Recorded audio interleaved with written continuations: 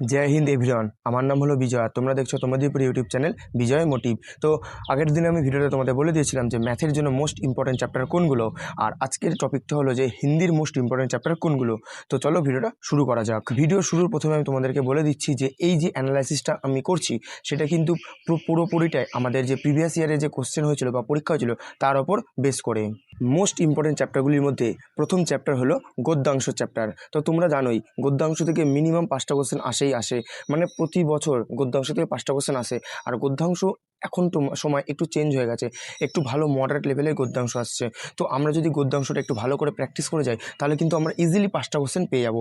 আর 5টা কোশ্চেন কিন্তু অত কঠিন হয় না, ঠিক আছে, খুব মোটামুটি মডারেট লেভেলই হয়। তো আমরা ইজিলি ওগুলো তৈরি করে ফেলতে পারবো। আর 5টা কোশ্চেন করা মানে আমরা হিন্দিতে 10 নম্বর কিন্তু পেয়ে যাওয়া। এরপর আসছি ব্যাকরণের পার্টে। বর্তমানে ব্যাকরণের পার্ট থেকে প্রচুর ধরনের কোশ্চেন আসছে। তো তার মধ্যে সবথেকে ইম্পর্টেন্ট চ্যাপ্টারগুলো হলো, প্রথমে রয়েছে ক্রিয়া থেকে প্রচুর রকমের কোশ্চেন কিন্তু এই বছর আমরা RW প্র্যাকটিস সেটেও দেখতে পাচ্ছি। এর পাশাপাশি রয়েছে সন্ধি এবং বাচ্য। এই 3টে চ্যাপ্টার খুবই ইম্পর্টেন্ট। আমরা কিন্তু RW টেস্টে প্রতিনিয়ত এই 3টে চ্যাপ্টার থেকে কোশ্চেন পরপর পেতেই থাকছি। আমাদের এই মোস্ট ইম্পর্টেন্ট চ্যাপ্টারগুলির মধ্যে কিছু কিছু চ্যাপ্টার আছে যেগুলো কম্পালসারি, যেগুলো আমাদেরকে পড়তেই হবে, যেগুলো কিন্তু আমরা নাজারান্দাজ কোনোভাবেই করতে পারবো না। সেই দুটো চ্যাপ্টার হলো কী আমাদের পর্যায়বাচী এবং অনেকার্থী শব্দ এবং হচ্ছে বিলোম শব্দ। এই শব্দগুলো অনেকার্থী শব্দ আর পর্যায়বাচী প্রায় একই, আর বিলোম শব্দ মানে হচ্ছে তোমার বিপরীত শব্দ। এগুলো এই দুটো কিন্তু তোমাদের ভালো করে প্র্যাকটিস করতে হবে। তোমরা বর্তমানে আমাদের যে RW অ্যাপে যে বা RW চ্যানেলে যে ম্যারাথন চলছে সেইখান থেকে তুমি কিন্তু ভালো মতো রিভিশন করে নিতে পারো। এর পাশাপাশি আমাদের যে কম্পালসারি চ্যাপ্টারের মধ্যে আরও দুটো চ্যাপ্টার পড়ে, সেটা হচ্ছে মুহাবারে এবং লোকোক্তি। মুহাবারে লোকোক্তি কিন্তু প্রায় সিমিলার দুটো বলতে গেলে।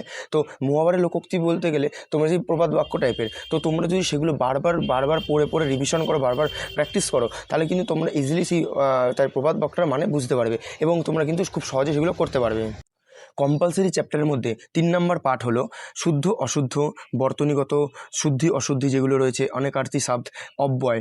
এগুলো হচ্ছে তোমার কিন্তু কম্পালসারির মধ্যে, এগুলো কিন্তু প্রায় আসছেই, ঠিক আছে। অব্যয় প্রত্যয় এগুলো কিন্তু আমরা ইদানিং খুব বেশি দেখতে পাচ্ছি। আগে কিন্তু এরকম কিছু ছিল না, আগে কিন্তু খুব কম আসতো, মানে আসতো খুব কম আসতো, সন্ধি থেকে কম আসতো, অব্যয় থেকে কম আসতো, এরকম খুব কম আসতো। আগে বেশিরভাগ দিত পর্যায়বাচী, বিলোম শব্দ, অনেকার্থী শব্দ, বাক্যাংশ গেলে এক শব্দ, গদ্যাংশ যেরকম 5টা থাকতো 5টা এরকমই আসতো। কিন্তু বর্তমানে কিন্তু ব্যাকরণে হালকা একটু চেঞ্জ হয়েছে। সেই চেঞ্জগুলো কিন্তু আমি তোমাদেরকে বলে দিচ্ছি, তোমরা কিন্তু সেই চেঞ্জ অনুযায়ী পড়াশোনা করবে। আর একটা ইম্পর্টেন্ট চ্যাপ্টার যেটা আমি বাদ দিয়ে চলে গেলাম, সেটা হচ্ছে তৎসম এবং তদ্ভব। তৎসম তদ্ভব ইদানিং খুব আসছে, 2টো 3টে এক একটা সেটে। আমি তো প্রায় বলতে গেলে দুটো সেটে দুখানা করে কোশ্চেন পাই প্রতিটা সেটে, ঠিক আছে। তো তোমরা এগুলো ভালো করে কিন্তু প্র্যাকটিস করবে এবং বারবার রিভিশন করবে। এবং সবশেষে বলছি যে যেই চ্যাপ্টারগুলো মানে আমাদের জন্য কম ইম্পর্টেন্ট বা আমাদের ইদানিং কিন্তু আমরা কোনো মক টেস্টে সেরকমভাবে দেখতে পাচ্ছি না, সেই চ্যাপ্টারগুলো হচ্ছে সংজ্ঞা বিশেষণ, তারপরে সংজ্ঞা বিশেষণ রয়েছে, সর্বনাম রয়েছে, লিঙ্গ বচন কারক,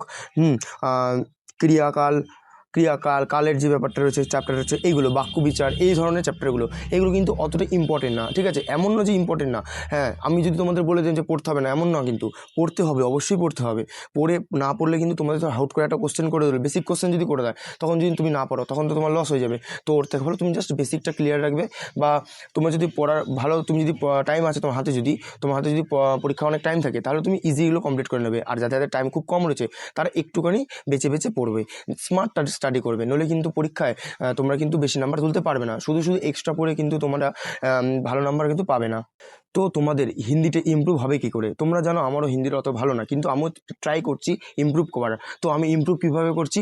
আমি নিয়মিত পড়ছি, ব্যাকরণের পার্টটা বই থেকে পড়ছি, পর্যায়বাচীগুলো মুখস্থ করার চেষ্টা করছি বা মনে রাখার চেষ্টা করছি, এবং তার পাশাপাশি কিন্তু আমি প্র্যাকটিস সেট লাগাচ্ছি, তার পাশাপাশি মিনিমকও লাগাচ্ছি। এই দুটো যখন কম্বাইন করবে না, তখন দেখবে তোমরা ইজিলি অনেক কিছু পেরে যাবে। আর অনেক কোশ্চেন দেবে রিপিটেড হয়, তোমরা যখন পরীক্ষা কোশ্চেনগুলো রিপিট হবে না, তুমি কিন্তু ইজিলি তখন পেরে যাবে। তো এগুলি করার জন্য তোমাকে কিন্তু মিনিমক দিতে হবে। তোমরা জানো RWতে ফ্রি মিনিমক চলে, তো তুমি RW অ্যাপ থেকে ফ্রিতে মিনিমকও দিতে পারবে, তোমাদের এক্সট্রা করে কোনো টাকারও প্রয়োজন নেই। তার পাশাপাশি তোমাদের ইউটিউবেও তো প্লেলিস্ট রয়েছে, সেই প্লেলিস্টেও তুমি কিন্তু প্র্যাকটিস সেটগুলো করতে পারবে।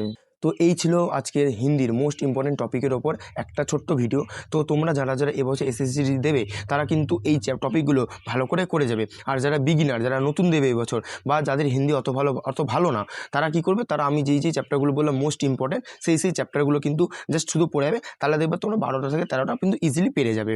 তার পাশাপাশি গদ্যাংশটা কিন্তু অবশ্যই করবে। গদ্যাংশ থেকে কিন্তু মিনিমাম 5টা নাম্বার তুমি পেতেই হবে, সেরকম হিসেবে কিন্তু গদ্যাংশ তোমার প্র্যাকটিস করবে। তো ভিডিওটা ভালো লাগলে ভিডিওটাকে একটি লাইক করে দিও, চ্যানেলে নতুন হয়ে থাকলে চ্যানেলকে সাবস্ক্রাইব করে পাশে থাকে বেল আইকনটি ক্লিক করে দিও। দেখা হচ্ছে নেক্সট ভিডিওতে।